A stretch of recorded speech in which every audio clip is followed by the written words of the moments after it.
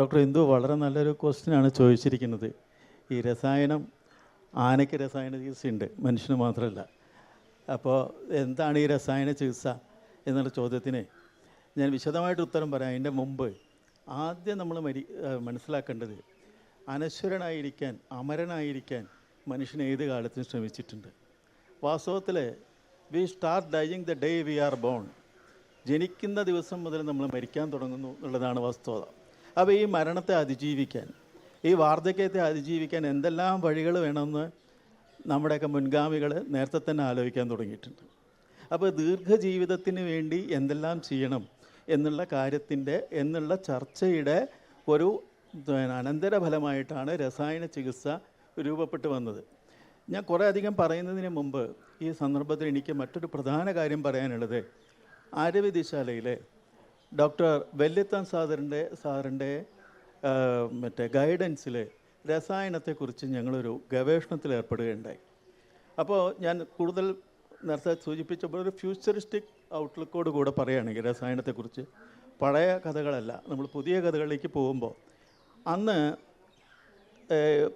ആമലകി രസായനം അതായിരുന്നു തിരഞ്ഞെടുത്തത്. വെല്ലത്ത സാറായിരുന്നു ഗൈഡ് അല്ലെങ്കിൽ ഉപദേശകൻ.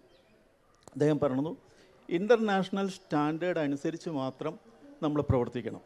നമ്മൾ ലോക്കലായിട്ട് ചെയ്തിട്ട് ഫലം ഉണ്ടെന്നോ ഇല്ലെന്നോ നിശ്ചയിക്കുന്നതിന് പകരം let us go to an international platform and try the efficacy of രസായനം. അങ്ങനെ അല്ലേ, സാർ അതിൻ്റെ ഒരു പ്രധാന ആളായിരുന്നുകൊണ്ട് സാറിന് മുന്നിൽ ഞാൻ സംസാരിക്കുന്നതേ ഉള്ളൂ. അപ്പോൾ ആമലകി രസായനം അത് ശാസ്ത്രത്തിൽ പറയുന്ന രീതിയിൽ ആര്യവൈദ്യശാല അത് തയ്യാറാക്കി കൊടുത്തു. 4 സെൻറ്ററിലാണത് ചെയ്തത്. അതിൻ്റെ പ്രധാനമായിട്ടും ഡോക്ടർ ലക്കോട്ടിയ എന്ന് പറഞ്ഞ ഒരു ജെനറ്റിക് സയൻറ്റിസ്റ്റ്, അദ്ദേഹം ബനാറസ് ഹിന്ദു യൂണിവേഴ്സിറ്റിയുടെ ആ വിഭാഗത്തിൻ്റെ തലവൻ.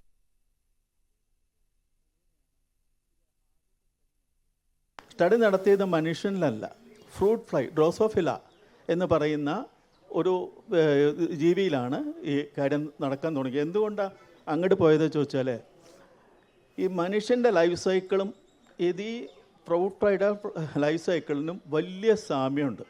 അപ്പോൾ ഈ മനുഷ്യനിലോ എലിയിലോ ഒന്നും അല്ലാതെ ആ ഫ്രൂട്ട് ഫ്ലൈയിലാണ് നമ്മൾ ഇത് നടത്തിയത്. അത് നടത്തി കഴിഞ്ഞപ്പോൾ കിട്ടിയിട്ടുള്ള ഒരു ഫലം എന്ന് പറയുന്നത് 3-4 നിലയ്ക്കാണ് അതിൻ്റെ വ്യത്യാസം കണ്ടത്. ആമലകി രസായനം ഉപയോഗിച്ചപ്പോൾ എന്ത് മാറ്റം ഉണ്ടായി ഈ ഫ്രൂട്ട് ഫ്ലൈയിൽ എന്നുള്ളതിന് വളരെ ചുരുക്കി പറഞ്ഞാൽ 4 കാര്യങ്ങളാണ് ഉണ്ടായത്. ഒന്ന്, ലൈഫ് എക്സ്പെക്റ്റൻസി കൂടി. ഇതിനാകെ 45 ദിവസമേ ഇതിന് ആയുസുള്ളൂ. അപ്പോൾ അതിൻ്റെ ആയുസ് കൂടി, ലൈഫ് എക്സ്പെക്റ്റൻസി കൂടി. രണ്ടാമത്, അതിന് റിപ്രൊഡക്ഷൻ കപ്പാസിറ്റി അത് കൂടി. അതിൻ്റെ പുനരുൽപാദനത്തിന് അതിന് കൂടുതലാവാൻ കഴിഞ്ഞു, അതിന് വർദ്ധിപ്പിച്ചു. പിന്നെ ഇത് വളരെ ഈ ടെമ്പറേച്ചർ സെൻസിറ്റീവാണ്. ടെമ്പറേച്ചറിൽ ചെറിയ വ്യത്യാസം വന്നാൽ പോലും ഈ ഫ്രൂട്ട് ഫ്ലൈ ഇല്ലാതാകും. അപ്പോൾ ടെമ്പറേച്ചർ റെസിസ്റ്റൻസ്, ടെമ്പറേച്ചർ കൂടുകയോ കുറയുകയോ ഒക്കെ ചെയ്തിട്ടും ഈ ആമലകി രസായനം കൊണ്ട് കൊടുത്തിട്ടുള്ള ആ ഗ്രൂപ്പിന് വലിയ കുഴപ്പമില്ലാണ്ട് കഴിഞ്ഞു. Temperature resistance. മൂന്നാമത്തെ കാര്യം, സ്റ്റാർവേഷൻ, ഭക്ഷണമൊന്നും ഇല്ലെങ്കിലും അതിന് ഈ ജീവിക്കാമെന്നായി. അപ്പോൾ ഈ 4 കാര്യങ്ങളാണ് രസായനത്തെ കൊണ്ട് ഉള്ളതായിട്ട് അന്ന് പ്രൂവ് ചെയ്തത്. ഇതൊരു ഇൻ്റർനാഷണൽ ജേർണലൊക്കെ പ്രസിദ്ധീകരിക്കപ്പെട്ട ഇൻഫർമേഷനാണ്. ഇനി കഴിഞ്ഞ് രണ്ടാമത് അവിടെ നിന്നില്ല. രണ്ടാമത് നമ്മൾ ചെയ്തത് രാജീവ് ഗാന്ധി ഇൻസ്റ്റിറ്റ്യൂട്ടിലായിരുന്നു. അവരുപയോഗിച്ചത് മൗസാണ്. മൗസിൽ ഇതേ പരീക്ഷണം നടത്തിയപ്പോൾ അവിടെ കിട്ടിയുള്ള ഇൻഫർമേഷൻ എന്തായിരുന്നു എന്ന് വെച്ചാൽ, അതിൻ്റെ കാർഡിയാക് പ്രൊട്ടക്റ്റീവ് ആക്ഷനായിരുന്നു.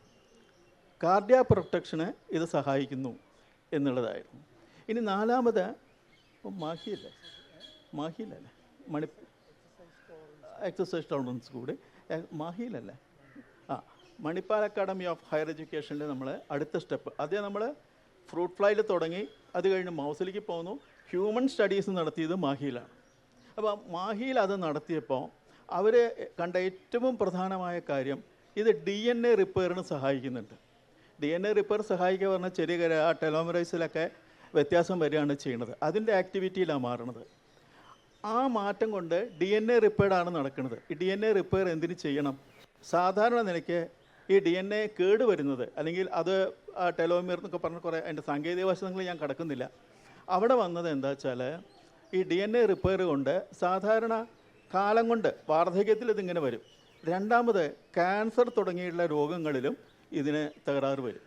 അപ്പോൾ ഇത് രണ്ടിനെയും മാറ്റിയെടുക്കാൻ ആമലകി രസായനം പറ്റി എന്നുള്ളതാണ് മറ്റൊരു ഫൈൻഡിങ്.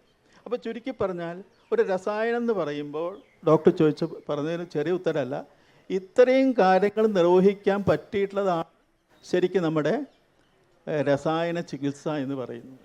അപ്പോൾ ഇത്രയൊക്കെ ഗുണങ്ങളാണ് രസായനം കൊണ്ട് ലഭിക്കേണ്ടത്. അത് നമ്മൾ സാധാരണ കൊടുക്കുന്ന ഒരു രസായന പ്രിസ്ക്രിപ്ഷൻ കൊടുത്ത് കൊടുക്കാൻ പറ്റിയതല്ല. ഇത്തരം ഘട്ടങ്ങളിൽ ഉപയോഗിക്കാവുന്ന ഔഷധ വർഗത്തെ അല്ലെങ്കിൽ ഔഷധ രീതികളെ അല്ലെങ്കിൽ ചികിത്സാ രീതികളെ, ജീവിത രീതിയെയാണ് രസായനം എന്നുകൊണ്ട് നാം അർത്ഥമാക്കേണ്ടത്.